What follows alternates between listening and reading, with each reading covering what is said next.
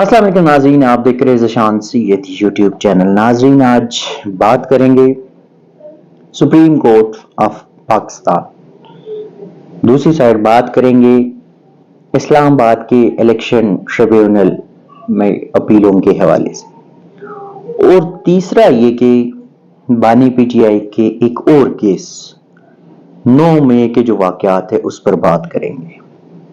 سب سے پہلے بات کریں گے کہ عمران خان کو انسداد دہشت گردی راولپنڈی عدالت نے 9 جنوری کو طلب کر لیا۔ 9 مئی کا جو واقعات ہوئے تھے اس میں ان کو ملوث قرار دیا گیا تھا لاہور سے یا دیگر شہروں سے، تو ان کو باقاعدہ وارنٹ گرفتاری جاری ہوئی ہے، لیکن راولپنڈی کی اے ٹی سی نے اب ان کی طلبی کا نوٹس جاری کر دیا۔ دوسری جانب بات کریں گے عام انتخابات کے حوالے سے۔ جس تیزی سے ریٹرننگ افسران نے ملک بھر میں کاغذات مسترد کر دیے تھے، اسی طرح اسلام آباد کے 3 قومی اسمبلیوں کے حلقے ہیں NA 46، NA 47 اور NA 48۔ ان 3 حلقوں میں اسلام آباد کے 3 ریٹرننگ افسران، انہوں نے 93 کاغذات نامزدگی جو ہے وہ مسترد کیے تھے۔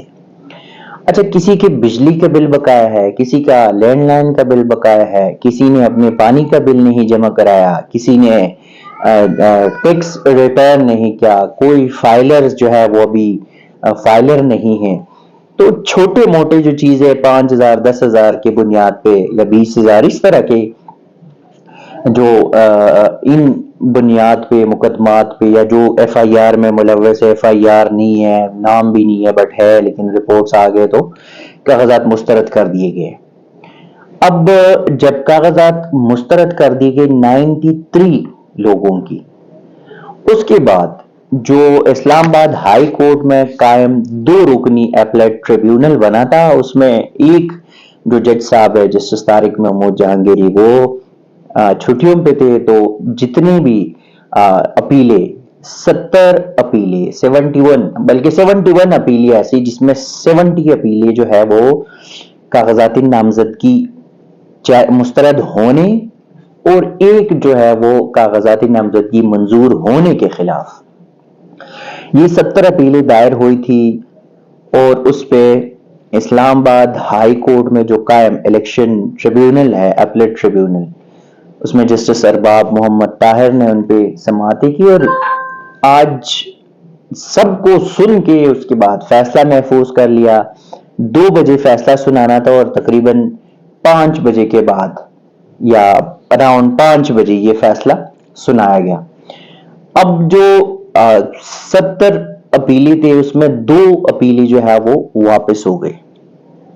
واپس ایسے ہو گئے کہ ان کی دوہری شریعت تھی، وہ پاکستانی بھی تھے اور بیرون ملک کے بھی شہری تھے، تو اس وجہ سے انہوں نے کہا بس ٹھیک ہے، ہم کاغذات واپس لیتے۔ کچھ ایسے لوگ تھے جنہوں نے سرے سے RO کے فیصلے کو چیلنج ہی نہیں کیا، اور کچھ لوگ جس میں بڑی تعداد میں پی ٹی آئی کے امیدواران تھے، متوقع امیدواران جن کے کاغذات نامزدگی تینوں حلقوں سے بڑی تھی، اس میں شعیب شاہین، نیاز اللہ نیازی، اس میں الیاس مہربان، اس میں شیراز کیانی، اس میں زبیر فاروق، اس میں سہیل احمد، اس طرح کے مطلب بہت سارے لوگوں کی کاغذات نامزدگی جو ہے وہ مسترد کیے گئے تھے۔ اور بابر ایوان ہو گیا، علی بخاری یا سردار مصروف بابر ایوان کے بیٹے، ان کے جو ہے نا کاغذات منظور ہوئے تھے، عامر مغل کی بھی مسترد ہوئی تھی۔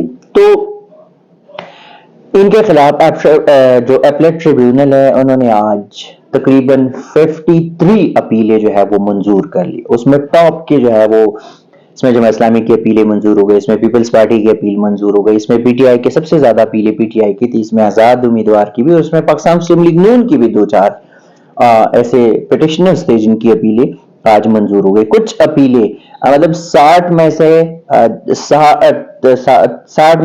53 جو 53 ہے وہ اپیلوں کا اناؤنسمنٹ ہو گیا۔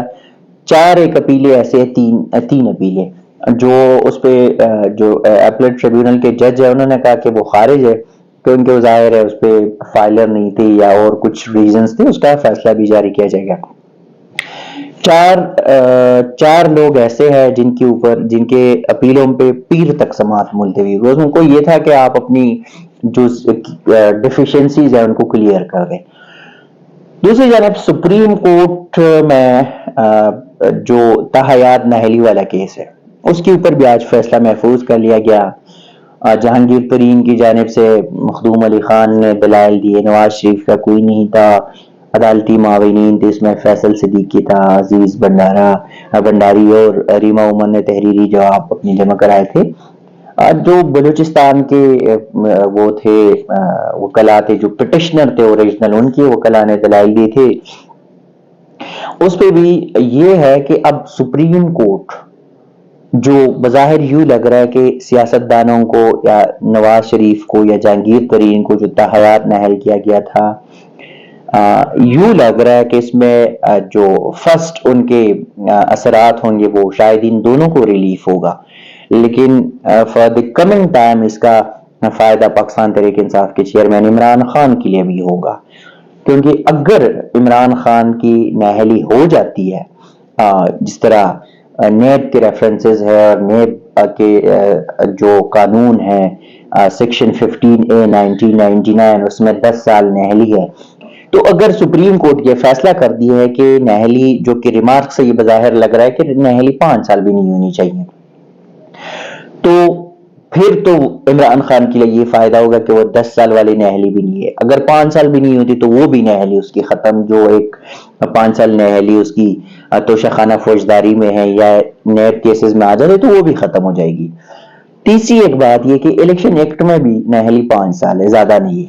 تو اگر تاحیات نااہلی والا کیس کا فیصلہ آ جاتا ہے 7 رکنی لارجر بینچ کا، تو اس میں صرف نواز شریف کا یا جہانگیر ترین کا فائدہ نہیں ہوگا. ماضی میں مستقبل میں پاکستان تحریک انصاف کے جو چیئرمین ہے، سابق چیئرمین عمران خان کو بھی ریلیف ملے گا، اور اسی طرح دیگر جو سیاسی جماعتیں ان کو بھی ریلیف ملے گا. لیکن دیکھنا یہ ہوگا کہ سپریم کورٹ اپنی اس فیصلے میں کیا ایسا جو ججمنٹ پاس کرتی ہے وہ ہم آپ کے ساتھ شیئر کریں گے.